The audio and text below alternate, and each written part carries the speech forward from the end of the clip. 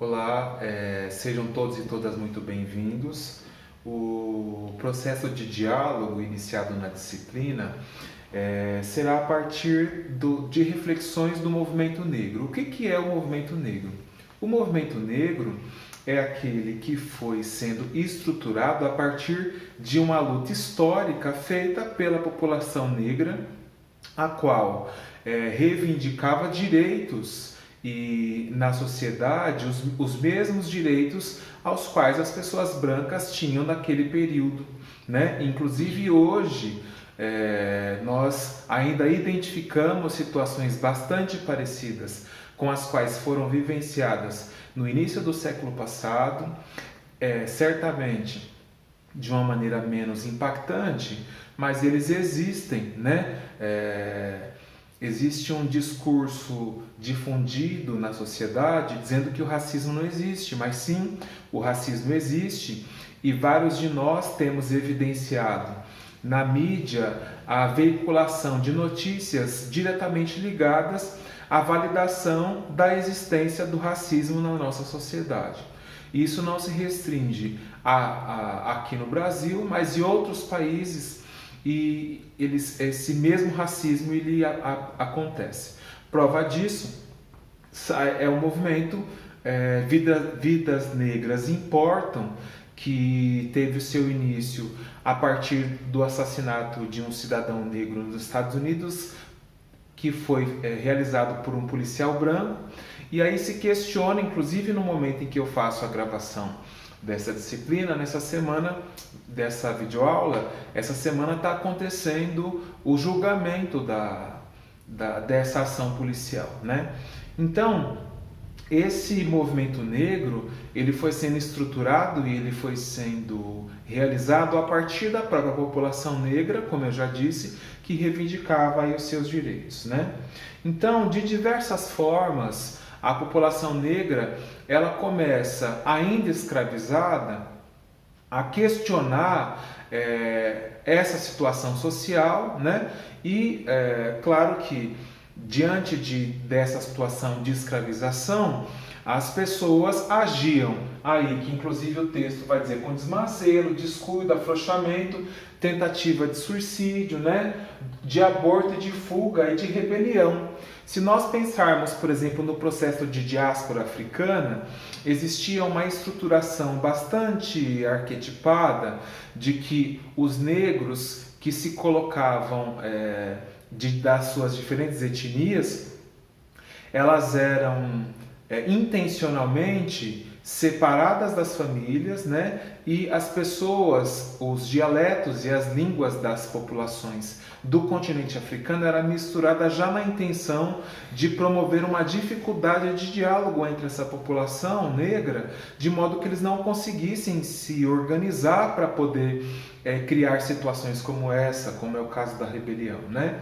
Então, quando se pensa nessa questão da diáspora, e pensando em outras situações, por exemplo, o Brasil foi o último país a libertar seus escravos. Isso aconteceu aqui na cidade de Americana, aqui no estado de São Paulo. A gente está falando, eu sou de São Paulo, né? Vocês são de Minas Gerais ou de outras regiões do país, mas foi em São Paulo que isso aconteceu. Perceba que existe uma fundamentação bastante estruturada para poder pensar de que essa população também tinha como intenção a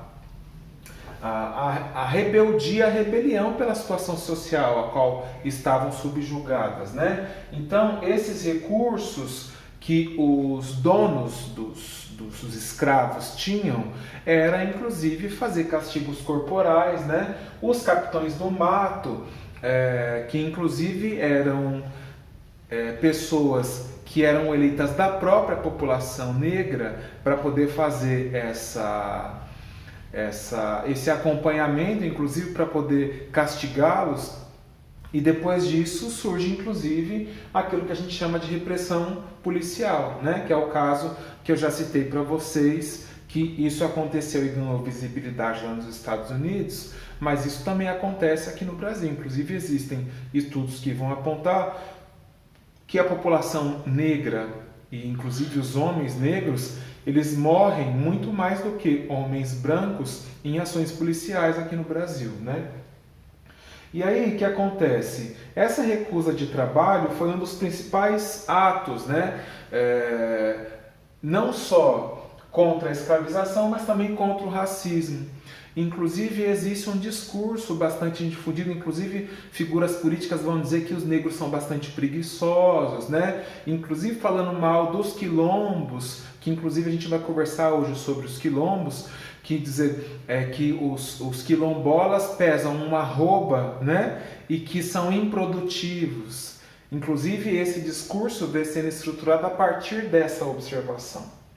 Bom, naquele período, imaginava-se que os negros não eram sequer humanos, né? Inclusive não podiam circular no meio social junto com os brancos, né? Porque existia esse privilégio voltado apenas à população branca em detrimento à população negra. E essas representações sobre o escravo negro era estabelecido de forma bastante pejorativa, né? Estabelecendo inclusive estereótipos, e é muito comum, inclusive nós naturalizarmos piadas relacionadas à população negra, né? Inclusive falar assim, amanhã eu vou dormir que amanhã é dia de branco, né? Inclusive está diretamente voltada a esse tipo de estruturação, né? Fala assim, nossa, a coisa tá preta. São verbalizações que as pessoas dizem, né? Que inclusive, como eu já disse, está difundido na nossa cultura. E essa é uma percepção bastante degradada e pejorativa com relação à população negra, né? A rebeldia coletiva foi um tipo de luta contra o escravagismo, né? Esse escravo não só atacava os senhores, né? Mas também fugiam das fazendas e criavam os chamados quilombos. Então, o que são os quilombos? Os quilombos eram organizações das populações negras que fugiam dos seus senhores, né? Caracterizado por essa rebeldia assim chamada. E essa população, elas se organizavam em formas de quilombos, e essas pessoas se trabalhavam em conjunto. Então tinha quilombos que eram poucos menores e quilombos que eram maiores, né? Esses quilombos, eles foram a prova concreta, né, e mais contundente desse movimento sociopolítico organizado pela população negra contra o processo de escravização e contra o próprio racismo. Né? Então, aí a gente já tem um movimento negro que surge no final do processo de escravização. E quando a gente pensa no processo de escravização, e se existe um discurso que fala, nossa, existe o Brasil... e por que o Brasil foi o último a libertar seus escravos? E tem esse discurso assim, nossa, como somos bonzinhos, né? Vamos libertar os escravos. Porque a própria estruturação capitalista, ela vai fazer com a necessidade de que esses escravos entrem no processo de capitalização. Por quê? Porque o escravo, como não recebia salário, ele também não gastava. Então ele vivia sob o jugo dos senhores. Então, na medida que existe uma necessidade, inclusive internacional, para a libertação dessas pessoas, para elas poderem estarem dentro desse círculo desse círculo capitalista assim chamado.